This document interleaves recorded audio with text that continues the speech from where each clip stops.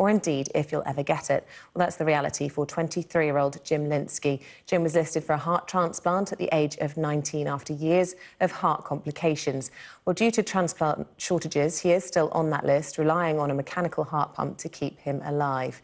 Well, his courageous journey has inspired the best-selling novelist Susan Lewis to centre her latest novel, 1 minute later, around a character awaiting a heart transplant. And I'm pleased to say both Susan and Jim join me in the studio. Thank you both very much for coming in. Susan, of course, people will know you already for your best-selling Sunday Times bestseller, several million copies sold for Believe in Me.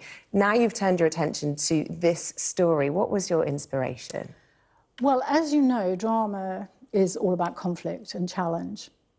And I had spent a baby shower, would you believe, with some very successful young women lawyers who were just embarking on their careers.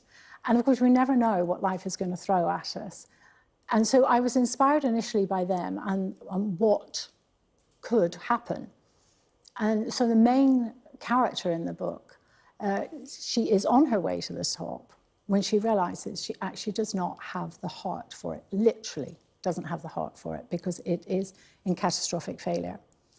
So once I set myself that task, I then, of course, had to find somebody who was experiencing this in order to make the story as believable and as worthy as possible. And would you believe I didn't actually have to look very far from home. Because you're based in Bristol, aren't you? Yeah, yes. Yeah. But my stepson goes to university, or did, he's now qualified, but went to university in Birmingham. And he and Jim were friends. And, of course, Jim was waiting for a heart. So, I mean, I didn't realise that Luke's friend was waiting for a heart until I started on the book. And now, of course, Jim and I have become friends. And Jim is actually in your book as himself. He is. Jim, just tell us a little bit about what it's like to be appearing in a novel. And, of course, obviously, you know, the thrill of that, but also the reality of what it's like waiting for a heart. Yeah, I mean, it's very clever the way that real-life stories in this book, I guess, are weaved into a novel. Organ donation is a very real thing today.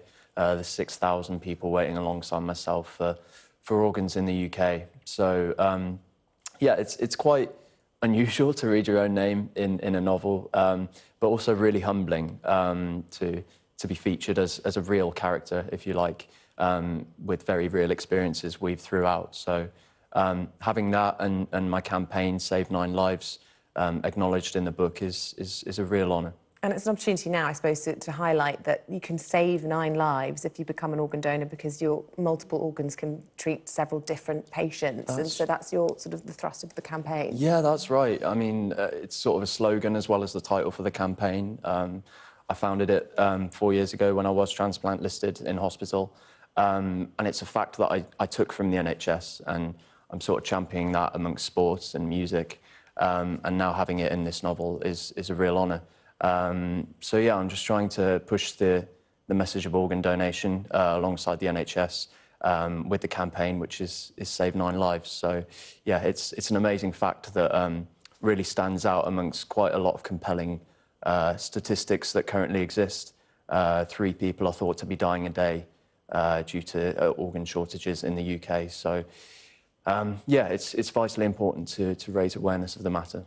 Just explain to us what life is like whilst you're waiting for an organ, because for many people on the transplant list, they have to be within a certain radius of a hospital at all times so that they can be called in instantly if this much wanted and needed organ is suddenly available. And that can actually clip your wings a huge amount, as well as the fact that you are physically waiting for a heart and the implications of that. Yeah, that's right. I guess I'm living in quite an unorthodox way at the moment. I live with a heart pump, which artificially sort of pushes blood around my body. I'm very lucky to have it in a sense, but as you allude to there are quite a few limitations to my life. I have to be careful with water, with it being an electrical device, and obviously, like you say, being local to a hospital is urgent,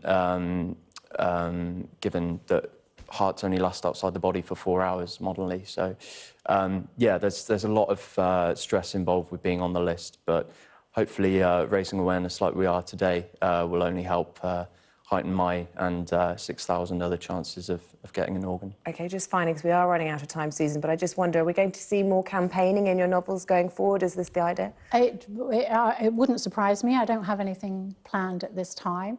But I think one of the important points to make about Jim's campaign is that we are not asking for money. We are just asking people to make their loved ones aware that they want to be donors. Because once we go into the opt-out system, everybody will be a donor, but you must make sure that your family understands that you want to be a donor. Because otherwise, if you were in an accident, they could say, no, we don't want you to cut my son, daughter, whatever, to pieces. Yeah.